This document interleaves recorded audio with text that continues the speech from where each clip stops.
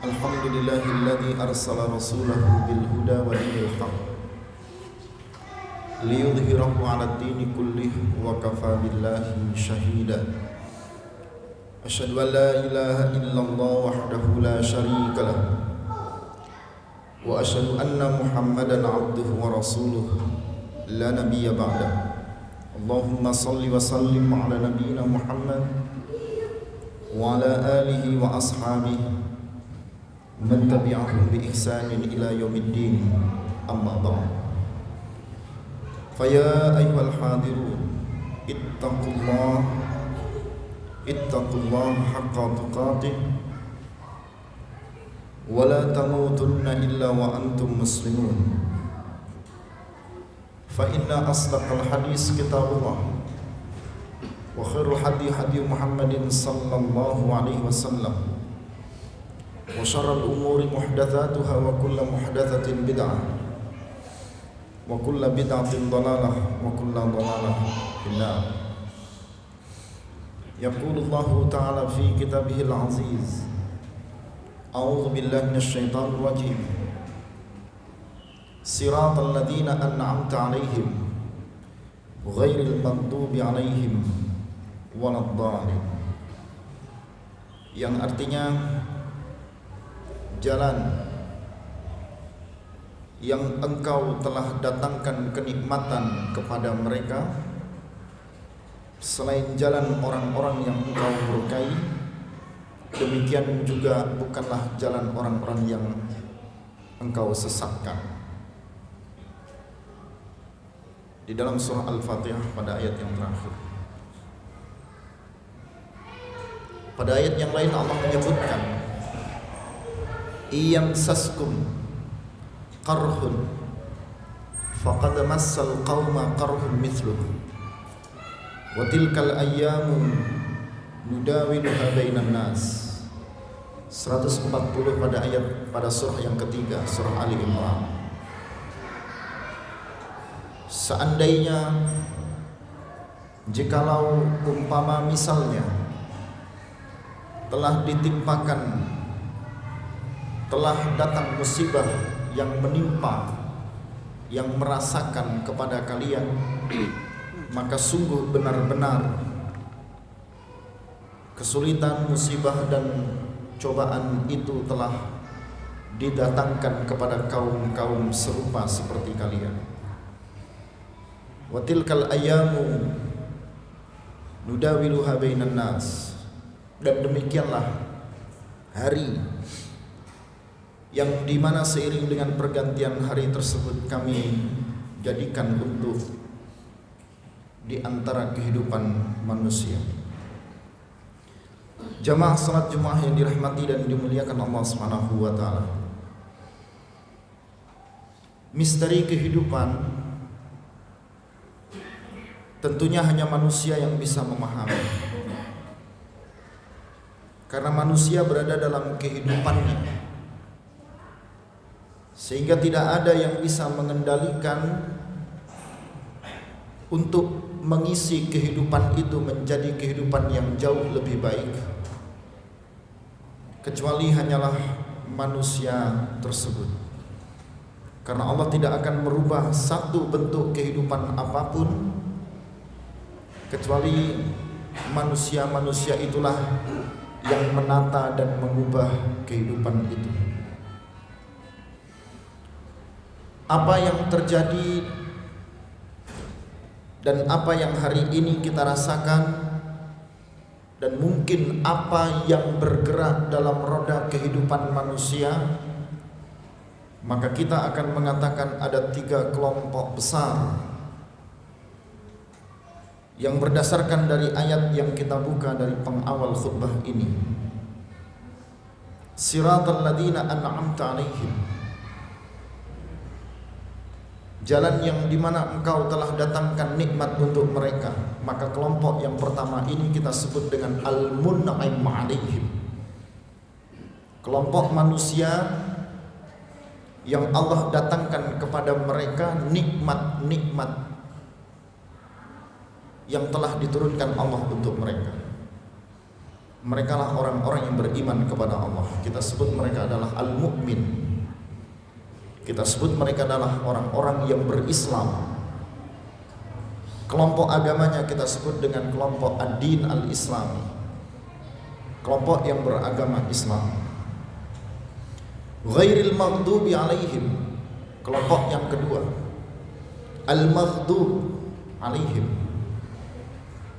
selain jalan, bukanlah jalan, menafikan dari apa yang telah diberikan dari jalan terhadap siapa? Al-maghdub alaihim, orang-orang yang Allah murkai untuknya. Maka kelompok yang kedua setelah al-mun'im alaihim, kita sebut kelompok yang kedua ini adalah al-maghdub alaihim, kelompok yang Allah murka, Allah marah kepada mereka. Dan mereka itulah yang kita sebut dengan kelompok dari bangsa ad-din, dinul Yahud, yang kita sebut dengan bangsa Yahudi. Waladhdallin, demikian juga bukan orang-orang yang berada dalam kesesatan.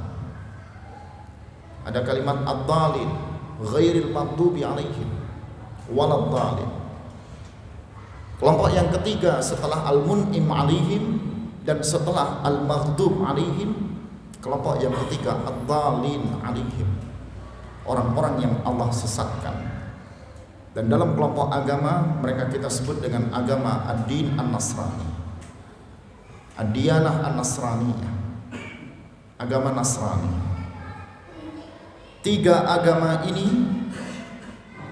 minal adyan as-samawiyah, dari kelompok agama-agama langit. Ada agama Islam, ada agama Yahudi, dan ada agama Nasrani. Disebut dengan al-Yahud, dinamakan dengan Yahudi. Di dalam ayat itu disebut dengan al-maghdub, dari kata-kata ghadiba. Ghadiba itu artinya marah. Al-maghdub yang dikenai marah. Berarti di sini ada kemurkaan Allah.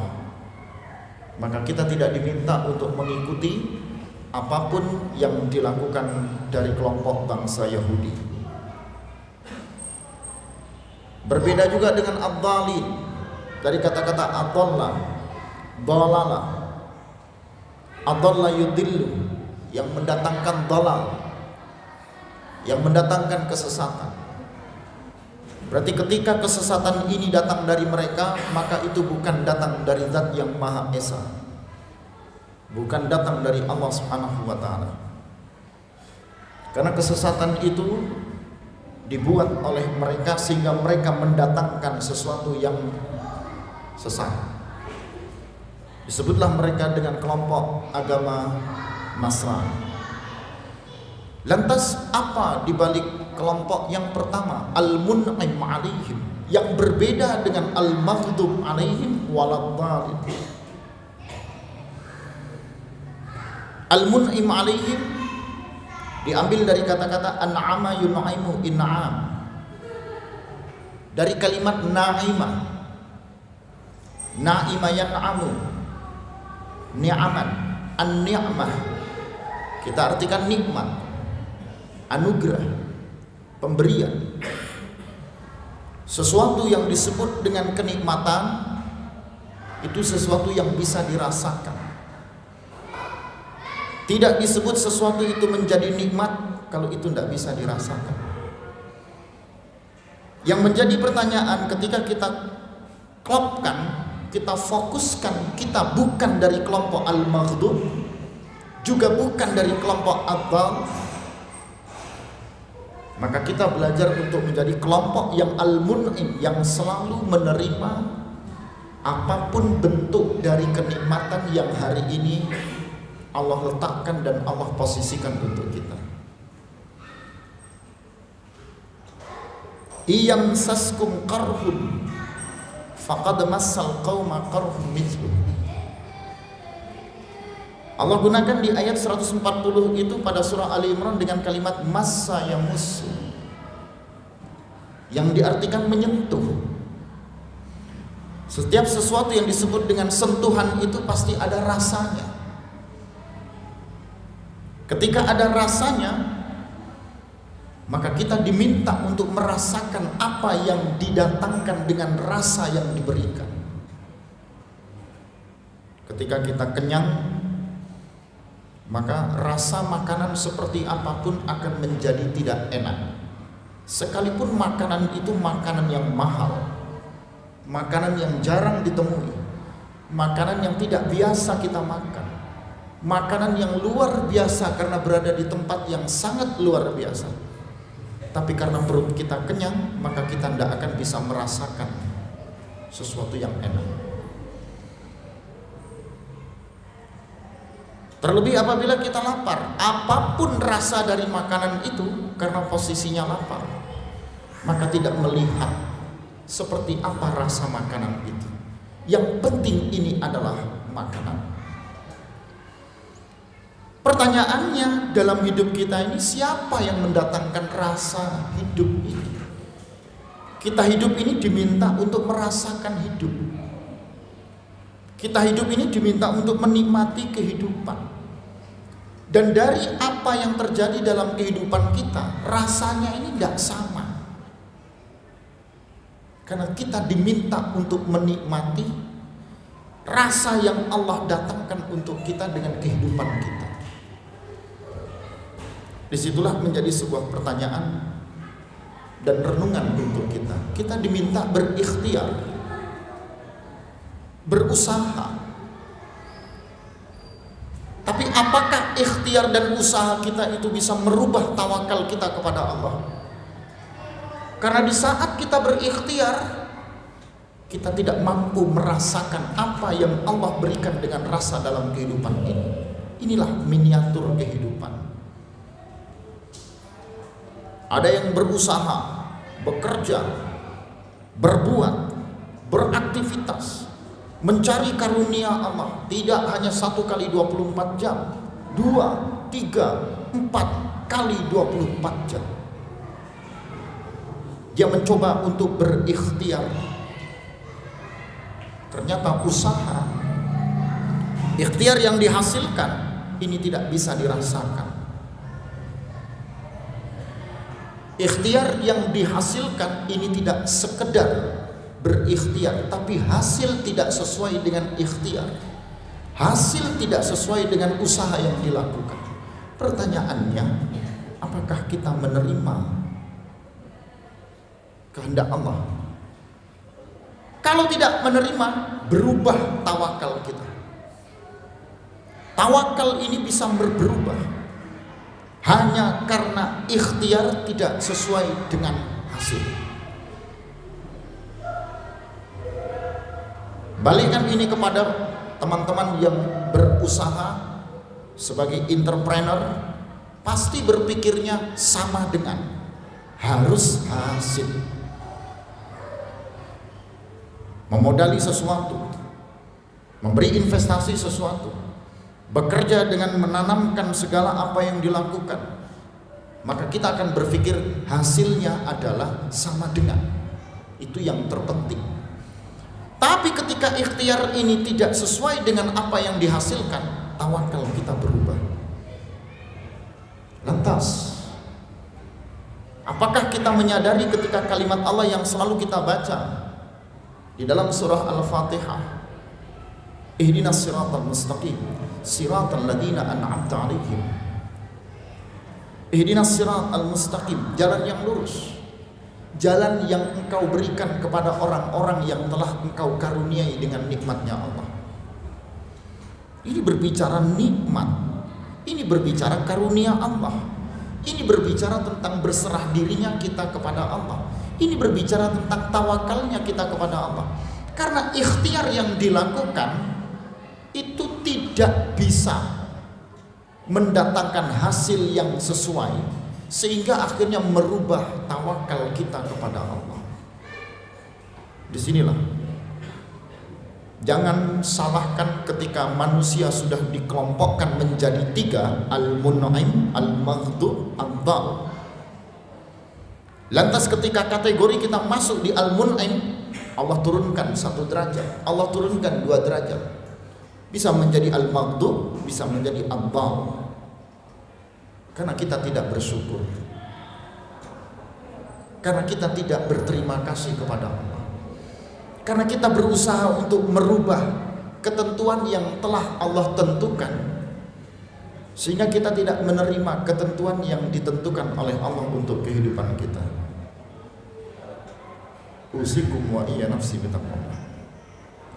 Nah, disinilah jamaah salat Jumat yang dirahmati dan dimuliakan Allah Subhanahu wa taala. Islam mengajarkan kita bertauhid. Tidak ada dakwah para nabi sebelum daripada Nabi Muhammad, kecuali para nabi yang diutus oleh Allah membawa misi u'budullaha wa la tusyriku bihi syai'an. Hambakanlah diri kalian kepada Allah, dan janganlah sekali-kali kalian menjadi orang yang musyrik, yang mensekutukan Allah. Namun dalam kehidupan kita dihadapkan kepada musuh-musuh Allah. Kita dihadapkan kepada sekutu-sekutu Allah. Kita dihadapkan kepada penghambaan diri kita kepada sesuatu selain Allah. Ini yang tentunya menyadarkan kepada kita,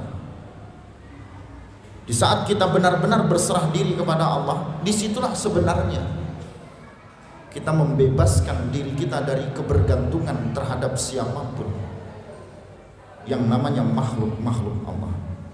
Kita bersandar kepada sesuatu yang kita sebut dengan Allah Subhanahu wa taala, dan kita melepas penyandaran kita kepada setiap apapun yang bernama makhluk.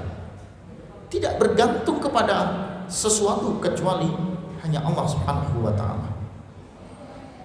Kenapa demikian? Karena kita sudah dikategorikan dengan kelompok al-mun'im alaihim. Diajarkan dalam kehidupan kita untuk selalu mendatangkan kesyukuran dalam kehidupan kita. Lihat baik-baik kisah yang coba kami angkat, satu kisah sahabat, Abdurrahman bin Auf. Abdurrahman bin Auf ini belajar untuk menjadi orang miskin, tetapi Allah tidak takdirkan untuk menjadi orang miskin. Allah selalu menjadikan Abdurrahman bin Auf menjadi orang yang kaya. Mengapa Abdurrahman bin Auf ingin menjadi orang miskin? Karena ketika suatu hari Rasulullah ditanya, "Wahai Rasul, apa bedanya orang miskin dengan orang kaya?" Dijawab sama Rasulullah, orang miskin akan lebih cepat masuk surga daripada orang kaya. Sehingga Abdurrahman bin Auf, oh kalau begitu aku akan menjadi orang miskin. Tapi ketika Abdurrahman bin Auf ingin menjadi orang miskin, Allah tidak miskinkan. Semakin banyak yang dibelanjakan oleh Abdurrahman bin Auf di jalan Allah, justru semakin banyak yang Allah berikan untuknya. Tapi Abdurrahman bin Auf tidak menginginkan ada harta bersamanya. Suatu hari harus perang bersama Rasulullah. Keluarlah sahabat-sahabat dari kota Madinah, kota Yathrib, Madinah yang dikenal dengan penghasil kurma. Waktu ketika panen kurma harus dilakukan, ada instruksi, perintah untuk kita hijrah perang di jalan Allah. Berangkatlah seluruh sahabat. Walhasil kurma tidak bisa dipanen, tidak bisa dipetik, semua kurma busuk. Melihat kondisi seperti itu, Abdurrahman bin Auf berkata, ini kesempatanku untuk menjadi orang miskin. Dibelilah semua kurma yang busuk itu dengan harga seperti kurma itu tidak busuk. Abdurrahman bin Auf ingin menjadi orang miskin. Dengan berbahagia sahabat-sahabat yang menjadi petani kurma itu menerima hasil yang cukup luar biasa, sekalipun harus berperang di jalan Allah. Abdurrahman bin Auf bangga, alhamdulillah aku bisa miskin dengan membeli kurma yang busuk. Seiring waktu berjalan, ada musibah, ada wabah di kota Yathrib. Beberapa kaisar-kaisar berkumpul dan beberapa raja tabib mengumpulkan Karena penyakit ini penyakit yang membahayakan dan mematikan. Beberapa tabib memutuskan ini tidak ada obatnya, kecuali obatnya adalah obat dari kurma yang dibusukkan. Tidak beberapa saat kemudian, kurma yang busuk yang disimpan oleh Abdurrahman bin Auf dibeli dengan harga 10 kali lipat. Sehingga Abdurrahman bin Auf yang ingin miskin tidak menjadi miskin, justru tambah menjadi kaya. Man jaa'a bil hasanati falahu asyru amthaliha. Siapa yang mendatangkan satu kebaikan, maka Allah akan lipat gandakan asyru amthaliha, 10 kali lipat. Ila sab'i mi'ati dhi'fin, sampai 700 kali lipat. Artinya satu kebaikan itu akan berlipat-lipat. Nah, disinilah ketika Abdurrahman bin Auf berkata, aku ingin menjadi orang yang bersyukur dengan nikmat yang Allah berikan, tanpa berpikir untuk menjadi sosok pribadi yang tamak, pribadi yang sombong, pribadi yang menghabiskan apa yang dianugerahkan Allah, tapi ia ingin mengajarkan kepada kita menjadi sosok yang bersyukur. Ini al-mun'im alaihim, orang yang benar-benar bisa menikmati kehidupannya di tengah-tengah apapun takdir yang diberikan untuknya. Ada lagi sahabat Abu Kilabah. Abu Kilabah ini diantara 70 sahabat Rasulullah yang dimasukkan dengan dijamin dengan surga. Ia tidak punya mata, buta, tidak punya 2 tangan, tidak punya 2 kaki. Suatu hari Muhammad bin Abdullah bertemu dengan Abu Kilabah. Ditanyalah, wahai Abu Kilabah, aku temui engkau berada di tengah-tengah padang pasir hanya dengan 1 tenda. Engkau tidak punya keluarga kecuali 1 anak yang usianya 14 tahun. Apa yang dikatakan Abu Kilabah? Tunjukkan dan ajarkan aku seperti apa engkau bersyukur. Abu Kilabah cuma menjawab, Allah sudah anugerahi aku akal. Aku tidak bisa melihat, tetapi aku bisa mendengar yang benar. Aku tidak bisa melihat, tapi aku bisa merasakan yang benar. Aku tidak bisa melihat, tetapi aku bisa melangkah yang benar. Aku tidak punya apa-apa, tapi aku punya anak yang benar, yang 14 tahun, yang menemani Abu Kilabah, yang mencarikan makan setiap hari, yang mewudukan Abu Kilabah di saat ia ingin salat. Karena punya akal. Di situ manusia bersyukur. Hari ini kita dihadapkan dengan fenomena kehidupan yang berat, hutang banyak, masalah besar, kebutuhan biaya tinggi. Allah kasih kita akal, anugerah yang mengajak kita menjadi al-mun'im alaihim. Suatu hari Muhammad bin Abdullah ini diminta untuk mencari oleh Abu Kilabah anaknya yang 14 tahun tadi yang belum pulang-pulang. Muhammad, tolong carikan aku anakku, kemana ia pergi? Dia belum pulang-pulang. Dicarilah. Ternyata anak yang 14 tahun, satu-satunya anak ini sudah dimakan hewan buas. Ia wafat, jasadnya tidak bisa diangkat karena jasadnya sudah habis dimakan oleh burung gagak. Kembalilah Muhammad bin Abdullah berkata kepada Abu Kilabah, wahai Abu Kilabah, ajarkan aku seperti apa orang bersabar. Dijawablah Abu Kilabah, kau lihat seperti Nabi Yakub. Ia kaya, Allah habiskan hartanya. Ia sehat tampan, Allah kasih penyakit untuknya. Itu sabar. Berkatalah Muhammad bin Abdullah, Abu Kilabah, anakmu yang 14 tahun tadi sudah wafat, dimakan hewan buas, fisiknya habis dimakan burung gagak. Apa yang dijawab oleh Abu Kilabah? Alhamdulillah, segala puji bagi Allah, Maha Suci Allah, yang telah tidak meninggalkan keturunan dariku yang bermaksiat. Beberapa saat dia menarik napasnya, wafat. Disitulah Allah ajarkan kepada kita menjadi generasi al-mun'im alaihim, menjadi generasi yang mau bersyukur, menjadi generasi-generasi yang mencontoh kehidupan para sahabat, yang kalau boleh kita kata sahabat-sahabat inilah yang menjadi penguat dalam hidup kita. Khairu qarnin qarni summa ba'dahu summa ba'dah. Sebaik-baiknya kaum, generasi itu adalah generasiku, generasi Rasulullah yang pertama. Summa ba'dah, kedua generasi sahabat. Tsumma ba'dah, generasi tabi'in. Tiga generasi ini kita sebut dengan generasi salaf, bukan salafi. Generasi yang setelahnya baru kita sebut dengan generasi khalaf, bukan khalafi. Lantas kita mengikuti siapa? Hanya 3 generasi yang kita ikut, yang kita sebut dengan ahlus salaf. Rasulullah, sahabat, tabi'in. Bukan tabi'in, bukan tabi'in, dan seterusnya. Jamaah salat Jumat yang dirahmati dan dimuliakan Allah Subhanahu wa taala. Mari dalam konteks ini kita menjadi pribadi-pribadi yang al-mun'im alaihim di tengah-tengah kehidupan dan miniatur kehidupan yang terus berputar, di tengah-tengah faham, aliran dan berbagai macam cara orang-orang memahami apa yang menjadi kebenaran agama Allah. Kita cuma berpegang kepada satu, at-tamassuk bi kitabillah wa sunnati rasulillah, berpegang kepada kitab Allah dan sunnah-sunnah yang sahih yang diajarkan Allah dan Rasulnya untuk kita.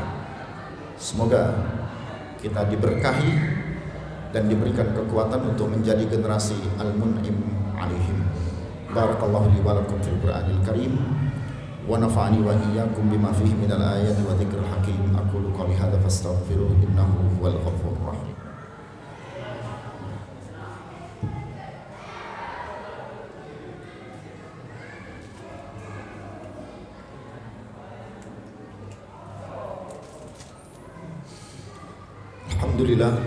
Alhamdulillah rabbil alamin wa la udwana illa 'alal zalimin. Asyhadu an la ilaha illallah wahdahu la syarika lah wa asyhadu anna Muhammadan 'abduhu wa rasuluhu la nabiyya ba'dahu. Allahumma shalli wa sallim 'ala nabiyyina Muhammad wa 'ala alihi wa ashabihi wa man tabi'ahum bi ihsanin ila yaumiddin, amma ba'd. Fa ya ayyuhal hadirun usikum wa iyya nafsi bi taqwallah faqad fazal muttaqun. Rabbi shrah li sadri wa yassir li amri wahlul 'uqdatam min lisani yafqahu qawli. Rabbi zidni ilma warzuqni fahma. Yaqulu Allah ta'ala fi kitabihil aziz, a'udzu billahi minasyaitonir rajim. Wa ma khalaqtul jinna wal insa illa liya'buduni. Dariyat 56. Yang artinya, dan tidak aku ciptakan jin dan manusia kecuali hanya untuk menghambakan diri kepadaku. Sebagai penutup, mari kita menciptakan miniatur kehidupan generasi al-mun'im alaihim, generasi yang selalu menikmati kehidupan ini di tengah-tengah ikhtiar atau usaha yang kita lakukan.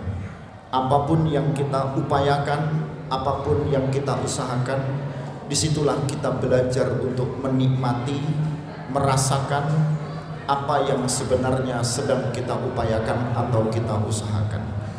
Tidak menjadi generasi yang selalu berkeluh kesah, generasi yang selalu menyalahkan satu dengan yang lainnya, generasi yang selalu sambatan dari faham sambatanisme, karena bolak-balik selalu dalam keadaan berkeluh dan bersambat ria.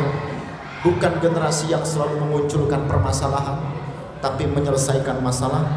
Mereka itulah generasi yang kembali kepada Allah dan Rasulnya, generasi yang al-mun'im alaihim.